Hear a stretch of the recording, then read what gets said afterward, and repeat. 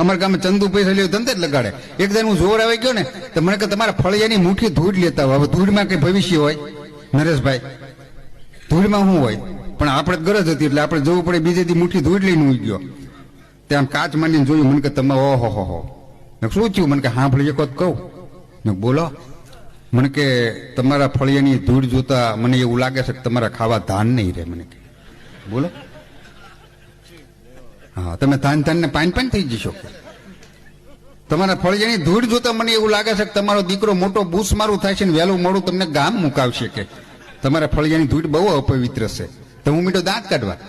મને કે આટલી બધું ખરાબ ભવિષ્ય છે ને દાંત કાઢો છો? મેં કીધું સાંભળી એક કહું. મને કે બોલો.